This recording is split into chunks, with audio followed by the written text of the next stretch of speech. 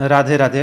तब ब्रह्मा जी भगवान की स्तुति कर रहे हैं और बतला रहे हैं कि जो भी देहधारी जीव है अपने स्वरूप और भगवान के स्वरूप को नहीं जान पाते हैं। इसी कारण वह अपने जो भी है विश्व कल्याण के लिए कार्य नहीं कर पाते हैं और अभय पद को प्राप्त नहीं कर पाते हैं। क्योंकि ब्रह्मा जी भगवान का स्तुति करते हुए कह रहे हैं, जब तक पुरुष आपके अभय प्रद चरण बिंदु का आश्रय नहीं लेता है, यानी जब तक व्यक्ति भगवान का आश्रय नहीं लेता है तभी तक उनको धन की, घर की, बंधु के, भाईजनों के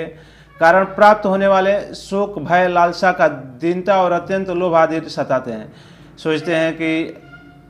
मेरे भाई साथ नहीं दिया, बंधु साथ नहीं दिए, घर साथ, परिवार, उनके लोभ, लालसा, शोक का कारण ये छोड़ देंगे तो मेरा क्या होगा। लेकिन जो लोग दीनता और तभी तक उसे मेरे अपने का दुराग्रह रहता है, ये अपने हैं, ये मेरे हैं, ये जो है संसार सभी एक दूसरे के संबंधी के रूप में कार्य करते हैं और शरीर रूपी से संबंध रखते हैं, जो दुख का एकमात्र कारण है। मनुष्य के दुख का मात्र यही कारण है कि भगवान का आश्रय लिए बिना उसे अपने बंधु जन से प्राप्त होने वाले धन, घर और इसके कारण उसे शोक हो गया, लालसा हो गया, दीनता, ये सब आदि उसको सताते हैं। लेकिन जो लोग सब प्रकार अमंगलों को नष्ट करने, यानी क्या होगा नहीं होगा, आपके श्रवण, भगवान के श्रवण, कीर्तन आदि प्रसंगों से अपने इंद्रियों विषय भोगों को हटाकर लेश मात्र विषय सुख के लिए दिन और मन ही मन ललायित होकर निरंतर दुष्कर्मों में लगे रहते हैं और यही सोचकर वह अनेक प्रकार के गलत कार्य भी करते हैं। उन बेचारों की बुद्धि और इन ऐसे लोगों की बुद्धि क्या होती है, भगवान ने पहले ही हर रखते हैं, क्योंकि ऐसे विचार मन में अनेक प्रकार के गंदे भाव, अनेक प्रकार के बुरे कर्म उनके द्वारा अपने लोभ, लालसा और शोक के कारण किए जाते हैं। अच्युत उपकर्म इस प्रजा का भूख, प्यास, वात, पित्त, कफ, सर्दी, गर्मी, हवा, वर्षा, परस्पर एक दूसरे तथा कामाग्नि, दुख, क्रोध से बार बार कष्ट उठाते देखकर मेरा मन बड़ा खीन हो रहा है। ये ब्रह्मा जी कह रहे हैं, इस संसार के आदमी को पित्त से, कफ से, गर्मी से, सर्दी से अनेक प्रकार के कष्ट उठाते हैं। जब तक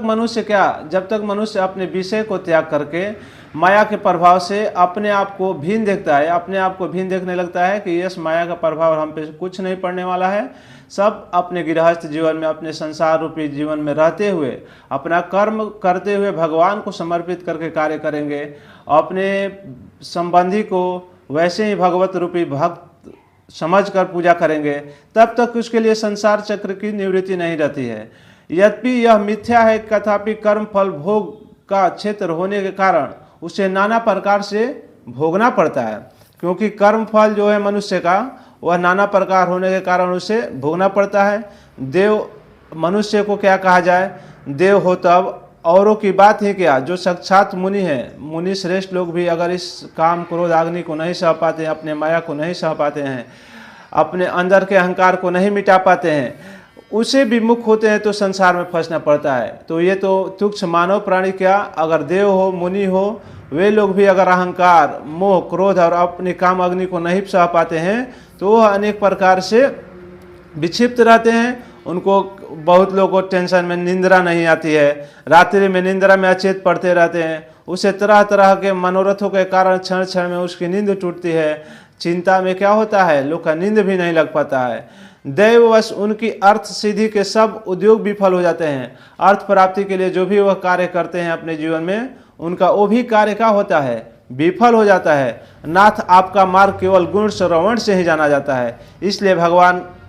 ब्रह्मा जी भगवान की स्तुति करते हुए बता रहे हैं, जो लोग आप भगवान के श्रवण, गुण गाने से, कीर्तन से निश्चय ही मनुष्य को भक्ति युक्त द्वारा परिशुद्ध हृदय कमल निवास करते हैं। तो उसी के अंदर में जो अपने अंदर के काम को, अपने अंदर को क्रोध को त्याग कर भगवान के प्रति कार्य करने लगे, उसमें क्या होते हैं, भगवान निवास करते हैं। पूर्ण श्लोक, प्रभु आपके भक्त जन जिस भावना से आपका चिंतन करते हैं, उन साधु पुरुषों अनुग्रह करने के लिए आप वही रूप धारण करते हैं। इसलिए भगवान को जो लोग जिस रूप में पूजते हैं, माता के रूप में, पिता के रूप में, बंधु के रूप में, भाई के रूप में,